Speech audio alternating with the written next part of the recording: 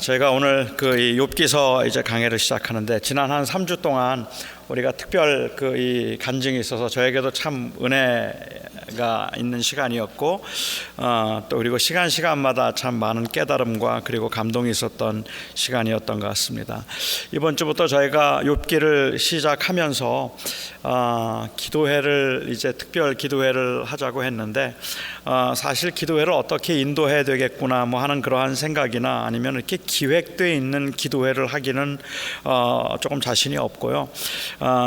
제 마음속에 그냥 이 욥기서를 보면서 같이 기도를 좀 하고 싶다는 생각을 했던 것은, 너무 어려운 분들이 많기 때문에 우리가 같이 기도하는 시간을 갖고 싶다는 그러한 간절한 마음에서 오늘도 그냥 우리가 함께 말씀을 잠깐 나누고 같이 기도를 좀 하면 좋겠다는 생각을 하게 됩니다.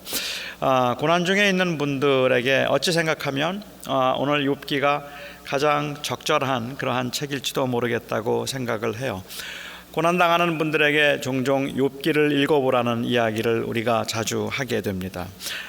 그런데 저는 욥기가 고난당한 분들에게, 아니면 고난 중에 있을 때 정말로 위로가 되는 책임에 틀림이 없긴 하지만, 잘못 이해하면 오히려 더 혼동이 되겠다 하는 생각을 하게 됩니다.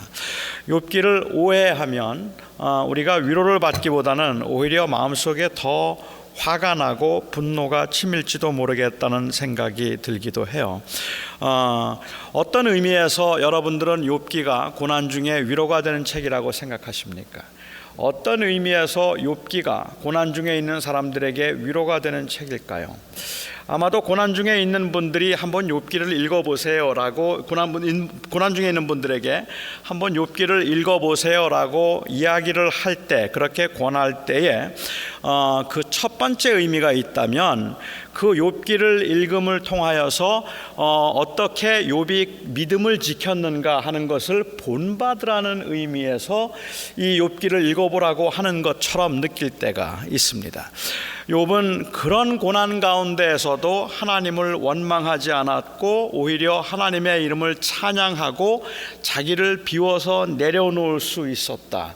욥이 이렇게 믿음을 끝까지 지킨 것처럼 우리가 고난을 당하고 힘든 일들을 만나지만 우리는 그렇게 하나님을 부인하지 않고 그 하나님을 오히려 감사해야 된다. 사실 이렇게 이야기를 하면, 우리가 욥기를 읽으면서 욥기 끝까지 나와 있는 그것 중에 1장하고 2장만 보면 그렇게 볼 수 있을지도 모르겠어요. 하지만 믿음을 끝까지 지킨 이 믿음을 지키고 하나님을 부인하지 않고 하나님을 원망하지 않는 욥을 본받으라고 말하면 솔직히 좀 자신이 없습니다. 그렇게 하나님을 원망하지 않을 수 있는 자신도 없고, 욥처럼 그렇게 다 뺏기고 다 잃어버리고 난 다음에도 내가 적신으로 왔사온즉 적신으로 가는 것이 마땅하다. 빈 몸으로 왔으니까 빈 몸으로 가는 건 당연한 겁니다라는 그 말을 못하겠다는 말입니다. 또 실제로 욥기를 보면서 더 혼란스러운 건 욥이 끝까지 믿음을 지킨 것 같지 않기 때문에 그렇기도 합니다.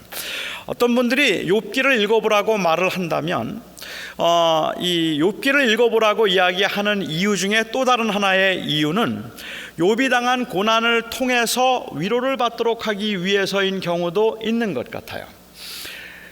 우리가 고난을 많이 당하지만 욥이 당한 고난에 비할 바가 아닙니다. 욥처럼 10명의 자녀를 순식간에 한꺼번에 다 잃어버리고, 그 많던 재산을 하루아침에 다 날려버리고, 그리고 자기 몸에 머리끝부터 발끝까지 성한 곳이 없을 만큼 그렇게 온 몸이 만신창이가 되는 그러한 고난을 당한 욥을 보면서, 욥이 이런 고난도 당했는데 여러분들이 당하는 고난 그거 별것 아닙니다. 욥이 당한 고난을 보세요. 욥이 당한 고난을 보면 그가 가지고 있던 재산을 다 날려버렸습니다.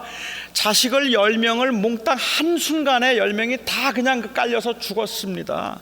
집사님은 셋 중에 하나 죽었잖아요.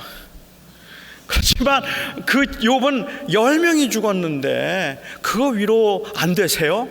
뭐 주로 이렇게 보는 것 같은 느낌이 든다는 말이에요. 그래서 욥기를 보면서 위로가 되는 건, 야, 욥은 정말 끔찍스러운 고난을 당했는데 그 욥이 당한 고난에 비하면 우리가 당한 고난은 그래도 그나마 낫다고 생각을 하게 만드는 것이고, 종종 우리는 다른 사람들을 내려다보면서 감사를 하고 내려다보면서 위로를 받을 때가 있습니다. 극심한 장애인의 간증을 들을 때 그 간증을 들으면서, 야, 저 사람도 저렇게 사는데 나야 감사할 수 있지 라고 생각을 한다든지, 아주 어려운 사람들의 이야기를 듣고 있으면 그냥 저절로 오히려 내가 처한 상황이 감사하게 되는 그러한 경우들이 사실 종종 있기는 합니다. 저에게 위로가 되는 말들은, 목회를 하고 있는 저에게 위로가 될 수 있는 분들은 어떤 분들이 위로가 되는가 하면, 정말 힘들게 목회하는 분들 보면, 저희 동기들 중에도 아주 힘들게 어렵게 개척해서 목회하는 분들을 보면 마음속으로, 야, 저 비하면 난 참 감사하지, 이런 생각을 하게 될 수 있다는 말입니다. 정말 욥기를 보라는 것이 그런 의미에서 위로를 받으라는 말일까요? 남들 다 사실은 당신이 당하고 있는 고난은 고난도 아니에요, 뭐 이렇게 이해하라는 의미에서 그러면 이해가 된다는 말일까요?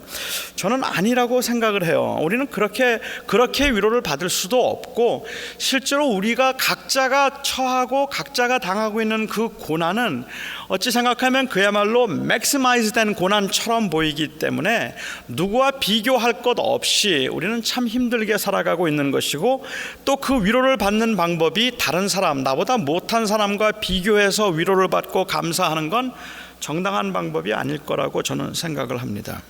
그러면 도대체 욥기가 어떤 의미에서 고난당한 사람들에게 위로가 되며 고난 중에 힘이 되는 걸까?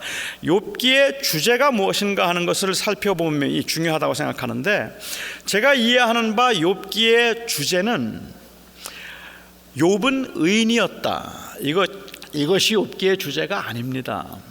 욥은 의인이었다는 것을 말하는 것이 아니라 욥기의 주제는 의인도 고난을 받는다예요. 그러니까 욥은 의인이었다 하는 것을 강조하기 위한 것, 욥은 이렇게 믿음을 지켰고 결국은 나중에 이렇게 복을 받았다 하는 그 이야기를 하고 있는 것이 아니라, 이 욥이라고 하는 사람이 하나님을 사랑하는 사람이고 하나님 앞에 있는 사람이라고 할지라도 그도 고난을 받는다는 말입니다. 여러분, 이 주제가 얼마나 큰 위로가 되는지 아십니까? 왜냐하면 우리는 고난을 당할 때, 힘든 일들을 만날 때 항상 드는 생각이, 왜 내게 이런 일이 일어났을까 하는 생각을 가장 많이 하게 됩니다. 왜 나에게 이런 일이 일어났을까 하는 것을 생각하게 되는데, 특별히 그런 나의 모습을 다른 잘 나가는 사람들하고 비교가 될 때에 견딜 수 없을 만큼 초라해지고 불안해지고, 그리고 원망이 솟아오르는 것을 우리가 느끼게 됩니다. 내가 뭘 잘못했나 하는 그 질문을 종종 하게 돼요. 여기에 내가 뭘 잘못했는가라는 이 질문은 실수와 아니면 착오 혹은 나의 부족, 이런 것들을 찾고 있는, 즉 내가 이렇게 힘들게 된 데 원인이 무엇일까 하는 그 원인을 찾고 있는 것이 아니라, 사실은 내가 뭘 잘못했는가, 어디서 잘못된 거지라는 말의 의미는 하나님의 페이버를 지금 찾고 있는 것을 의미하는 겁니다. 하나님께서 왜 나에게 페이버를 해주지 않으실까라는 그러한 생각을 한다는 거죠. 다른 사람들 다 잘해서 그렇게 되는 게 아니라는 말입니다. 어떻게 보면 기가 막힌 타이밍 때문에 그렇게 될 수도 있겠고, 어떤 사람들의 경우는 정말 그 위기에, 나하고 똑같은 위기의 상황에서 극적으로 벗어난 사람이 있는가 하면, 하나의 아이디어로 그냥 그 살아난 사람이 있는가 하면, 나는 정말 고생하고 힘들게 살았는데도, 그런데도 잘 안 된 것 같을 때 우리는 종종 내가 무엇을 잘못했을까 하는 그 원인을 찾게 돼요. 내게 못 찾으면 동업자에게서도 찾아야 되는 거고, 내 아내에게서라도 찾아야 되는 거고, 남편에게서라도 찾아야 하는 겁니다. 누가 뭘 잘못했기 때문에 그런가? 그런데 내가 뭘 도대체 잘못했을까라고 묻는 질문은 사업을 하면서 하나도 착오 없이 실수 없이 기가 막히게 지혜롭게 잘했다는 뜻이 아닙니다. 나는 그런 실수를 한 적이 없다는 말을 하고 있는 게 아니에요. 우리 모두 다 경험하지만 정말로 우리가 수없이 많은 실수를 하지만 어떤 경우에 있어서는 그렇게 실수를 하는데도 하나님께서 넘어가게 하신단 말입니다. 그것을 그냥 넘어가게 하시고 피하게 하시고 견디게 하시는 경우들이 있다는 말이에요. 그런데 이번엔 제대로 걸렸단 말입니다. 그렇게 딱 걸렸다 싶을 때 그 다음에 우리가 드는 생각은 뭔가 하면 하나님이 왜 이러실까? 왜 하나님이 나에게 페이버를 거두어 가셨을까라는 그러한 생각을 하기 때문에 왜 내가 이럴까라는 그러한 고민을 하게 되는 겁니다. 그러니까 내게 왜 이런 일이 일어났는가라는 그 질문이 하나님이 나를 정말로 사랑하시는가, 하나님이 여전히 나에게 페이버를 보이고 계시는가라는 이 질문에 욥기가 주는 대답이 얼마나 위로가 되는가 말이에요. 의인도 고난 당한다. 의인이라 할지라도 고난이 있다 말하는 거죠. 두 번째로 욥기의 주제, 그리고 욥기가 우리가 위로가 되는 건 의인도 고난을 받을 뿐만 아니라 의인도 고난을 받으면 고통스러워한다입니다. 의인도 고난을 받으면 고통스러워하는 것이고 힘들어하는 것이다. 이것을 저는 욥기를 통해서 우리가 배울 수 있겠다고 생각합니다. 여러분, 욥기 1장 20절에 있는 말씀 한번 보시기 바랍니다. 제가 한번 오늘 말씀 제가 올렸는데요. 욥기 1장 20절. 이것은 욥이 10명의 아들을 한꺼번에 잃어버리고, 그리고 그가 가지고 있던 그 많은 재산들을 순식간에 다 날려버리고, 그리고 난 다음에 그 재산을 날리고 또 자녀들을 다 잃어버리고 난 다음에 그 다음에 욥이 했던 그 행동이고 말입니다. 욥이 일어나 겉옷을 찢고 머리털을 밀고 땅에 엎드려 예배하며 이르되 내가 모태에서 알몸으로 나왔사온즉 또한 알몸이 그리로 돌아가올지라. 주신 이도 여호와시요 거두신 이도 여호와시오니 여호와의 이름이 찬송을 받으실지니이다 하고, 이 모든 일에 욥이 범죄하지 아니하고 하나님을 향하여 원망하지 아니하니라. 욥의 믿음은 대단한 것 같아요. 우리는 어쩌면 욥기를 보면서 그래 나도 저렇게 해야 되는데 하는 것을 우리의 마음속에 갖게 될지도 모릅니다.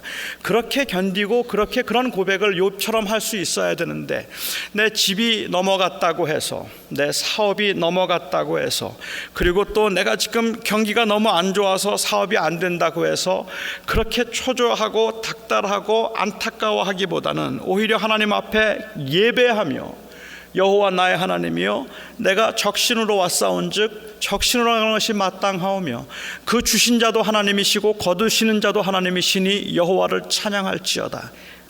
이래야 되는 거 아닌가?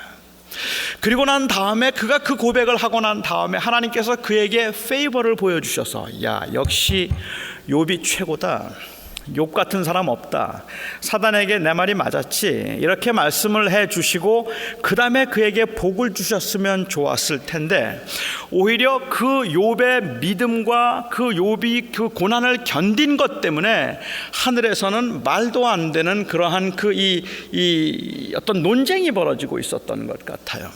그래서 사탄은 말하기를 그거는 하나님께서 그에게 다 많이 주셨을 뿐만 아니라 그 몸이 건강하니까 그렇습니다 라고 이야기를 해서, 결국 우리가 이제 하늘에서 벌어지는 일들에 대해서는 다음 주에 제가 좀 생각을 해보더라도 욥이 그렇게 감사했으면 우리가 생각할 때는요, 이쯤 믿음으로 살고자 했으면 하나님이 복을 주셔야 되잖아요.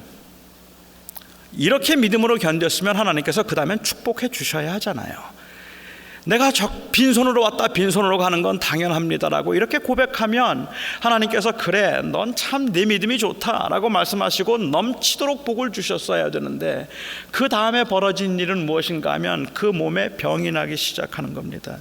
그 몸에 온몸에 병이 나서 그 피부병으로 악창이 나서 견딜 수가 없었기 때문에 그가 기왓장을 들고 재를 뒤집어 쓰고 머리끝부터 발끝까지 그 기왓장으로 자기의 몸을 긁고 있는 겁니다. 그 자기의 몸을 그 기와로 굵고 있으면 그러면 피가 쏟아지고 피가 나고 그다음에 그러면 또 그 딱지를 떼고 또 견딜 수 없을 만큼 그렇게 고통하고 있는 그 모습을 한번 상상해 보시기 바랍니다. 얼마나 고통스러웠으면 옆에서 보고 있던 아내가 차라리 하나님을 저주하고 죽으라라고 얘기를 했어요. 하나님을 원망하고 죽으라. 하나님을 원망해라. 지금 이게 뭐냐라고 이야기를 하고 있는 겁니다. 그런데 욥은 2장 10절에 뭐라고 이야기하는가 한번 들어보세요. 2장 10절입니다. 그가 이르되 그대의 말이 한 어리석은 여자의 말 같도다. 우리가 하나님께 복을 받았은즉 화도 받지 아니하겠느냐 하고 이 모든 일에 욥이 입술로 범죄하지 아니하니라. 대단한 사람 아닙니까? 대단한 사람 아닙니까?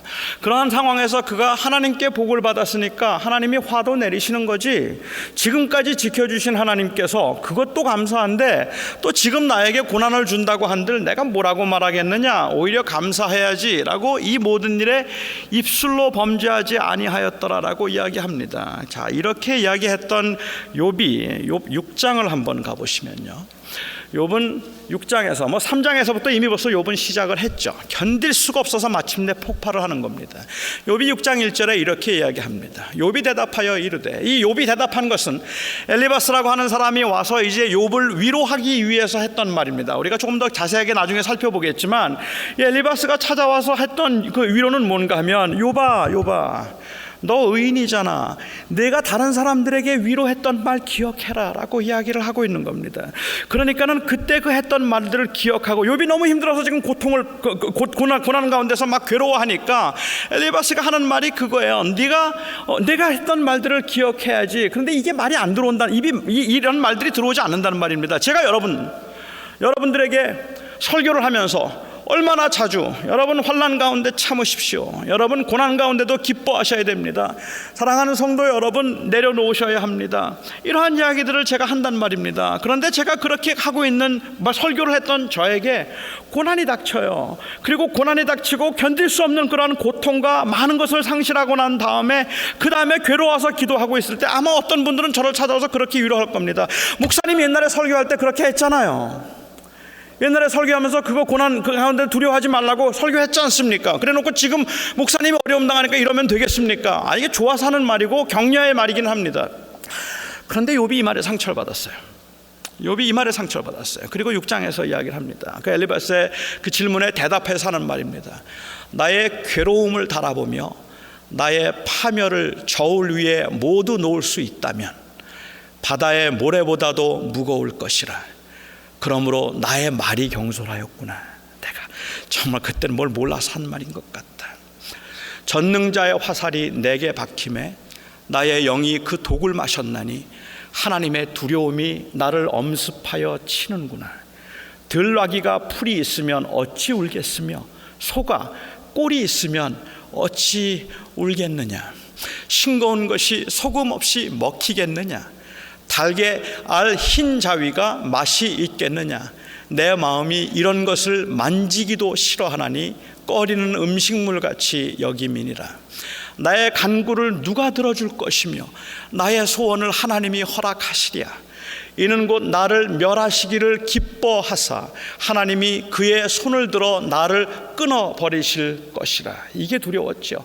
그러할지라도 내가 오히려 위로를 받고 그칠 줄을 모르는 고통 가운데서도 기뻐하는 것은 내가 거룩하신 이의 말씀을 거역하지 아니하였음이니라.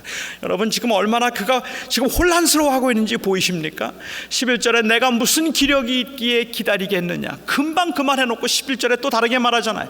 내가 무슨 기력이 있기에 기다리겠느냐. 내 마지막이 어떠하겠기에 그저 참겠느냐. 나의 기력이 어찌 돌의 기력이겠느냐. 나의 살이 어찌 놋쇠겠느냐. 나의 도움이 내 속에 없지 아니하냐. 나의 능력이 내게서 쫓겨나지 아니하였느냐.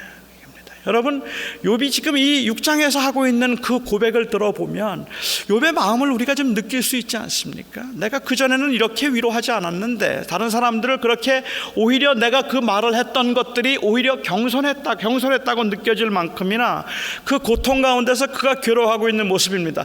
아니, 사람이 어떻게 이렇게 달라질 수 있느냐는 말이에요. 하나님께서 복을 주셨으니 하나님께서 화를 주시는 거 당연하다, 머리로 알겠단 말입니다.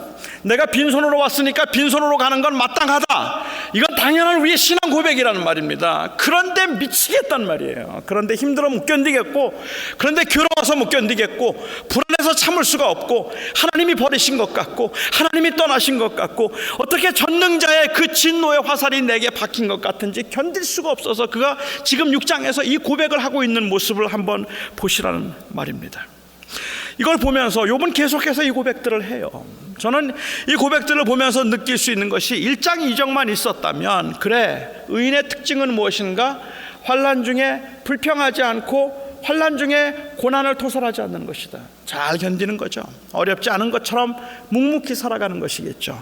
하지만 6장을 3장부터 시작을 해서, 이미 벌써 3장부터 시작해서 그 거의 끝까지 제가 읽으면서 느끼는 것은 역시 의인도 고통을 당한다입니다.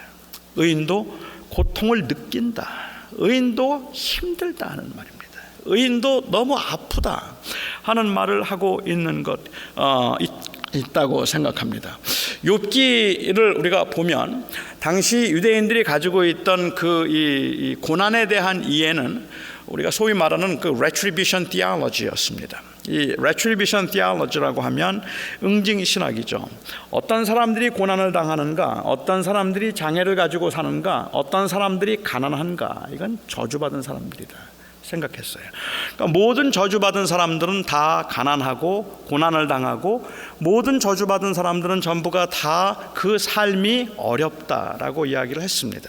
그렇게 생각하고 있던 그 응징신학의 입장에서 지금 이 엘리바스나 아니면은 이 빌닷이나 그 세 친구와 그 다음에 이 욥의 친구들이 와서 욥과 대화를 나누고 있는 이 친구들의 기본적인 프레임은 바로 이 retribution theology입니다. 응징신학이죠. 하나님이 사랑하는 자에게 복을 주시고, 하나님께서는 그리고 이 사랑하는 자를 형통케 하시고, 하나님은 미워하는 자를 벌 주신다 하는 그러한 그 신학에 대해서 답을 주고 있는 것입니다.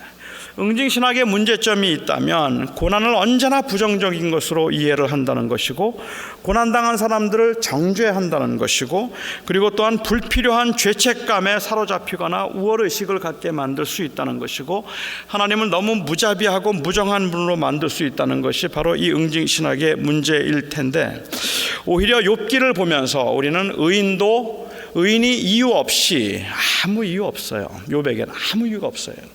눈앞에 보이는 어떤 이유도 없습니다.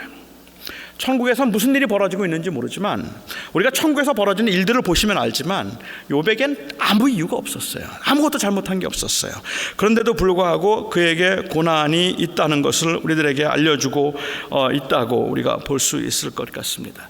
제가 다음 주부터 이제 좀 더 구체적으로 욥기에 있는 내용들을 우리가 정리하게 될 텐데, 그냥 욥이 당하는 고난을 통해서 저는 오늘 그 욥기의 주제를 가지고 여러분과 함께 기도하는 시간을 좀 가졌으면 좋겠다라는 그러한 생각을 했습니다. 저는 여러분들이 오늘 제가 여러분들에게 인트로덕션으로 드리고 있는 이 욥기의 이 주제를 보면서 여러분들은 어떤 생각을 하셨습니까? 제가 LA에 와서 지금 2년 반째 사역하고 있습니다. 동부에 있으면서 제가 사역을 하는 동안에 저는 이런 걸 잘 몰랐어요. 대부분이 다 유학생들이기 때문에 그랬고, 또 많은 사람들이 그냥 작은 사업을 하면서 좀 비교적 안정된 삶을 살거나 직장 생활을 하는 사람들이 많았기 때문에 아마도 이런 걸 보지 못했던 것 같습니다. 근데 제가 LA에 와서 경제적으로 어려운 분들, 그리고 몸이 아픈 분들, 고된 삶을 사는 분들, 속에 뭔가 얹힌 것처럼 신분의 문제를 가지고 힘들어하는 분들 정말로 많이 만났던 것 같습니다. 이번 주에도 제가 같이 어떤 분하고 이야기를 나누면서 가슴이 털컥털컥 내려앉는 이야기들을 제가 듣습니다. 아무개 교우가 사업 정리했답니다.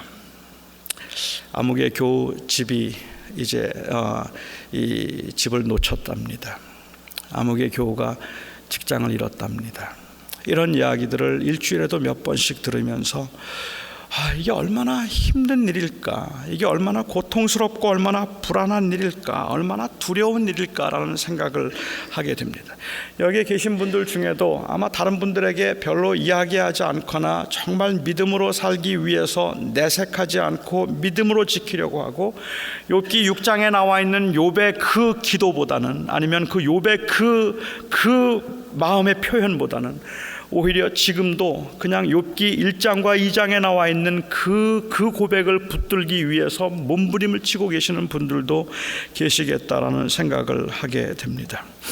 신분의 문제는 또 얼마나 어려운 문제인지, 정말 뭔가에 얹힌 것처럼 그렇게 답답하게 살아가는 분들도 많이 계신 걸 제가 압니다. 그런데 마음 놓고 기도도 못해요. 이건 내가 뭘 잘못한 건 아닌가 싶고, 이런 기도도 들어주실까 싶어서 기도조차 마음 놓고 하지 못하고, 마음 놓고 기도도 부탁하지 못하고, 그리고 혼자 그냥 끙끙 앓고 있는 분들이 정말로 주변에는 많이 계신 것을 볼 수 있습니다. 요즘에 탈북자들 문제잖아요. 탈북자들 이 지금 중국에서 다시 북한으로 이송하려고 하기 때문에 굉장히 힘들어하고 있는데, 아마도 어떤 분들이 생각할 때는 그렇게 넘어온 게 불법이니까 그냥 도로 돌아가야 된다고 생각하는 분들도 계실지도 모르겠습니다. 근데 제가 몇 년 전에 중국에 갔을 때 탈북자들을 만나는데, 이제 한 탈북자 가정을 제가 찾아갔어요. 찾아가는데 이 여자인데요.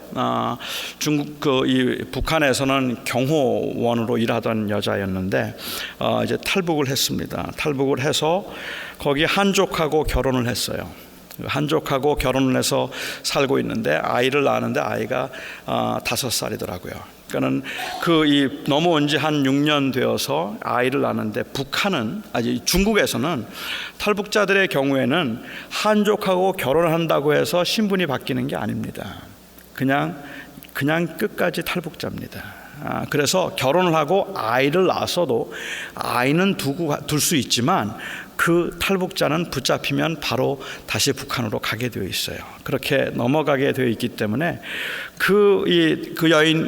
여자분이 제가 이제 같이 가서 이야기를 하는데 저에게 했던 그 고백 가운데 제가 정말로 가슴이 막 뭉클하고 무너지는 것 같은 느낌을 가졌던 게, 자기가 와서 이렇게 결혼하고 지금 살고 있지만 자기는 잘 때 항상 신발을 베개 옆에 두고 잔대요. 항상 신발을 베개 옆에 두고 자는데 오토바이 소리가 들리면, 그러면 나는 신발을 들고 뜁니다. 그래요. 오토바이 소리가 들리면 너무 무서워서 나를 잡아러 온 것 같아서 그냥 뛴다는 거예요. 자기가 잡히면 자식도 가족도 다 잃어버리는 겁니다. 그래서 그 시골에 살면서 하루하루를 불안하게 그렇게 살아가고 있는 그 여인의 그 두려운 마음, 너무 무너지는 것 같더라고요. 그리고 제가 그 다음 해, 그게 천교령이라는 도시였는데 다음 해 제가 찾아갔을 때 붙잡혀서 북한으로 넘어간 후였습니다. 그 다음에는 이제 넘어가서 북한으로 이제 붙잡혀간 그런 상황이었습니다. 이게 얼마나 참 어찌 생각하면 가슴이 답답하고 억울하고 화가 나고 어쩌다가 이렇게 되었을까라는 그러한 생각이 들 수도 있는 그러한 일들임에도 불구하고, 여러분들이 지금 현재 경험하고 있는 그 경제적인 어려움, 신분의 어려움들, 아니면은 여러분들이 경험하고 있는 이 건강의 어려움들, 이런 모든 어려움들을 가지고 성도들끼리 나누고 기도할 수 있는가? 못할 겁니다. 못합니다. 그 못하는 이유 중에 가장 큰 이유가 어쩌면 그냥 내가 가십거리가 되는 것이 싫다는 그런 것이 아니라, 왠지 내가 이렇게 잘 못하고 있다고 하는 사실이, 어떤 분들은 좋게 얘기해서 덕이 안 된다고 말하는데, 내가 이렇게 잘 못하고 있다는, 안 되고 있다는 그 사실이 교인들이 나를 볼 때에는 What have you done wrong? 너 뭘 잘못했니? 라고 그렇게 말하는 것 같은 생각이 드는 거예요. 왠지 그것이 두려워서 그런 것들을 같이 나누지도 못하고 혼자 그냥 끙끙 앓거나 아니면은 힘들어하고 답답해하는 그러한 경우들, 심지어는 그것을 가지고 하나님 앞에 어느 때는 기도조차 제대로 하지 못하는 경우도 있는 것 같아요. 사업이 다 망해가고 있는데도 불구하고 왠지 사업을 하나님 일으켜달라는 기도를 하는 건 세속적인 기도인 것 같아서, 하나님의 나라를 위해서 구하는 기도가 아니라 나를 위해서 구하는 것 같아서, 하나님 제 신분의 문제를 좀 해결해달라고 하는 그 기도는 내가 뭔가 하나님 앞에 그런 기도를 하면 안 될 것 같은 생각이 들기 때문에, 그래서 우리가 기도도 제대로 하지 못하면서 그렇게 전전긍긍하고 힘들어하는 그러한 경우들을 많이 봅니다. 두 번째로 제가 생각할 때 또 하나 제가 느꼈던 것이 있다면, 저는 현대 교인들이 저를 포함해서입니다, 너무 의인 욥처럼 살려고 하고 있다고 생각합니다. 너무 의인 욥처럼 살려고 하고 있습니다. 귀합니다.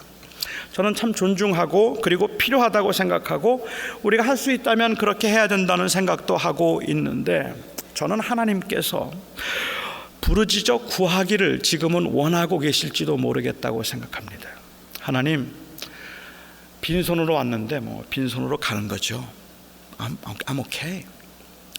그렇게 말하기보다, 하나님 나 이제 어떡해요? 하나님 나 이제 어떡해요? 라고 오히려 하나님께서는 우리가 하나님 앞에 부르짖어 하나님을 구하고 하나님을 찾으라고 찾기를 원하지 않으실까라는 생각을 합니다. 돈을 달라고 기도를 하고 있지만, 많은 성도들의 경우 사실은 돈을 달라고 기도하지만 그 중심에는 하나님을 만나고 싶다는 의미가 아니겠습니까? 하나님이 내 삶을 지켜주시고 나와 함께하는 것, 여기 이 고난에 하나님의 뜻이 있다는 것을 하나님을 경험하고 싶다는 거 아니겠습니까? 지금도 똑같이 어려움이 있고 지금도 똑같이 힘든 일이 있지만, 여러분들이 이곳에 와서 오늘 기도하면서 하나님께서 하나님의 은혜 가운데서 내 마음속에 정말로 하나님이 나와 함께 하신다는 감동과 위로와 그리고 그 하나님의 그 도우심에 대한 확신을 내 속에 하나님께서 주실 때는 상황은 하나도 달라지지 않았어도 내가 기뻐할 수 있다는 것 아시잖아요. 왜? 우리가 지금 원하고 구하는 것은 사실은 그 문제가 아니라 그 문제를 넘어 하나님이기 때문에 그렇다는 말입니다. 저는 의인 욥으로 하나님 앞에 서려고 하기보다, 1장과 2장에 나와 있는 욥의 모습으로 하나님 앞에 서려고 하기보다 오히려 3장의 모습으로 하나님을 부르짖고 하나님을 찾아야 한다는 말입니다. 하나님 어디 계십니까를 찾아야 되고, 하나님 왜 그러십니까를 찾아야 되고, 왜 나에게 이런 일이 있느냐고 하나님 앞에 부르짖어야 할 때가 아니냐는 말이에요. 저는 오늘 이 기도회도 그래서 우리가 하나님 앞에서 주님의 뜻대로 하옵소서라는 이 기도 이전에 우리가 하나님의 은혜와 도우심을 구하는 기도를 해야 되겠다고 생각합니다. 기도의 응답을 우리는 기도라고 생각을 하고 하는 경우들이 종종 있는 것 같아요. 시편 42편을 보면, 시편 42편에 내 하나님 내 영혼이 내가 이 사슴이 목마른 것 같이 내 영혼이 주를 찾기에 갈급하나이다라는 그러한 고백을 합니다.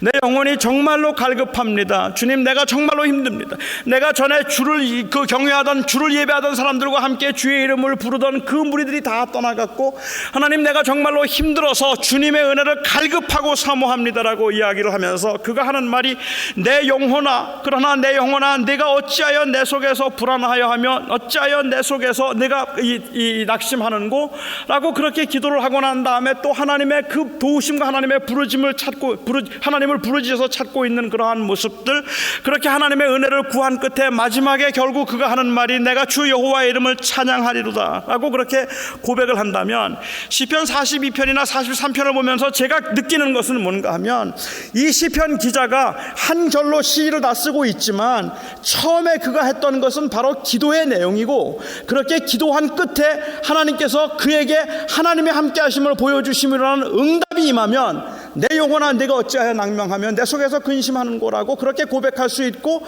그리고 여호와 하나님을 찬양할지어다라는 그 찬양이 그 다음에 나오는 거란 말입니다. 그런데 우리는 하나님 앞에 부르짖어 기도하기 전에 이 응답을 그만 미리 알아버렸다는 말이에요.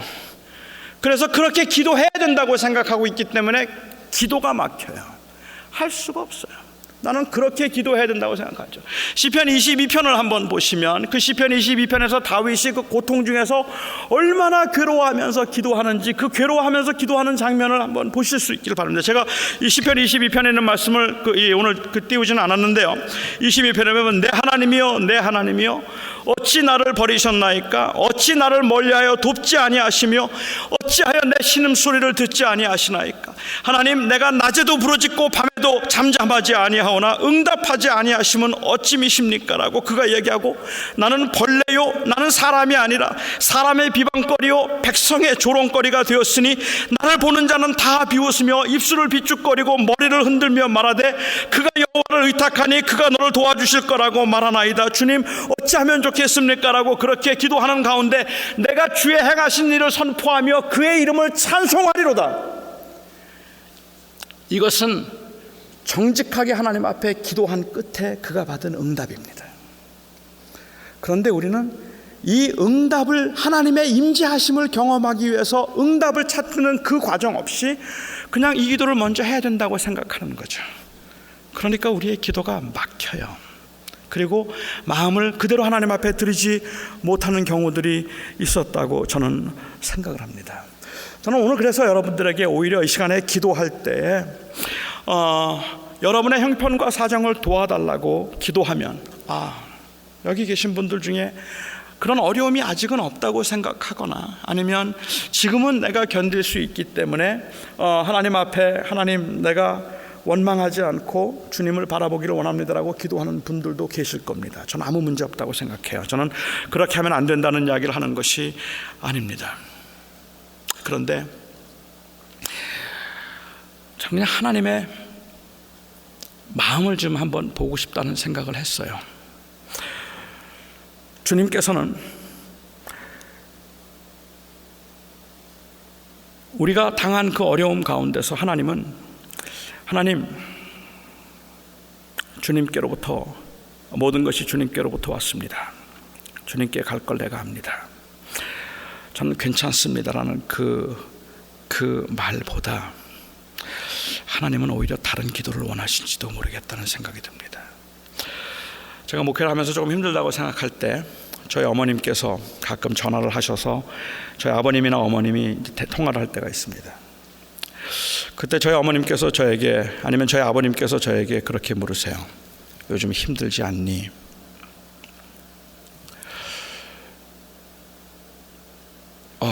어머니, 아버지 너무 힘들어요. 너무 답답해요. 그 말을 제가 차라리 우리 부모님께 했으면 좋겠는데 저는 저희 부모님께 한 번도 제가 힘든다는 말을 못해요.